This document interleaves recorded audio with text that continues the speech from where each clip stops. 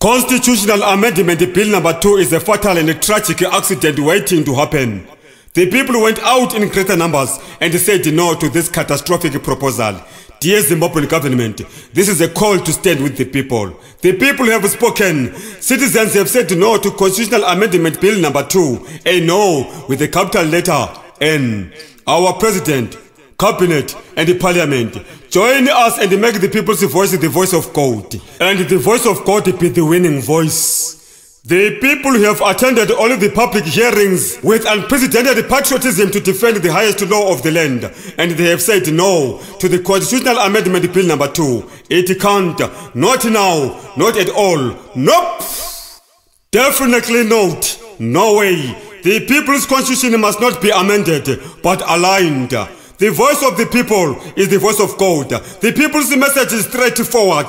They have said align, not amend. Listen to them. Amplify, not amputate. Run with that. The people's contributions during the public hearings are allowed no. From Chinoi, Kokwe, Nembutzia, Ngezi, Kweru, Mberengwa, Chivi, Mashingo, Lupane, Marondera, Mutare, Rusape, Wange, Mbembesi and Bulawayo. The people are happy with the engagement with the parliament and are optimistic that their no voices and alignment views will be well represented by them, those that they voted into power. No, don't dilute, subtract, override, neither change nor misrepresent the people's stance. A no has no substitute. Those in Mutare have said amendment destroys the principle of separation of powers and promotes archaic antediluvian malpractices of dictatorial tendencies that corrupted democracy, law and order.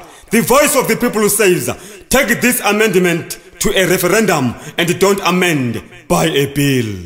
Young women and the youths are saying no to tokenism. They demand to be selected by merit, not being offered mere 30 pieces of silver like tokens.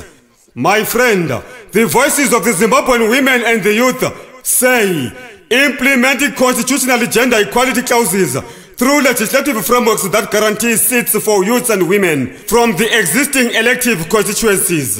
More directly, the amendment is wholly rejected, swift and smart, dark and lovely. The new Zimbabwean constitution wants to breathe. Let us not suffocate it with amendments. Let us align, not amend.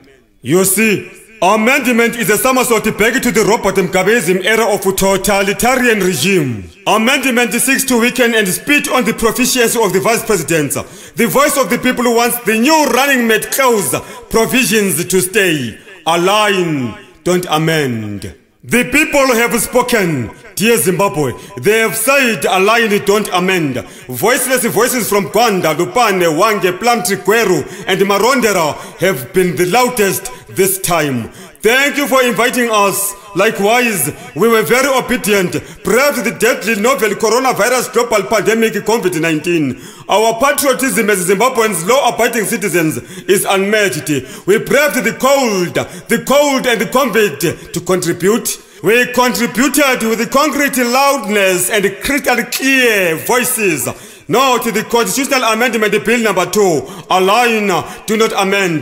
Dear listening government of the Second Republic, we have exhibited our unbreakable patriotism. Now it's your turn to prove your representative role. We have said no to the Constitutional Amendment Bill number 2. Obey the voices. Stand with those you represent. Listen to the voice of the people and act upon it accordingly. The voice of the people is the voice of God. We, the people, have spoken. God has spoken. Therefore, discard the amendment idea, rubbish the rejected, and honor the rejection. The voices of the critical masses of Zimbabwe are a big no. Don't patch a new dress. It must be worn and appreciated first.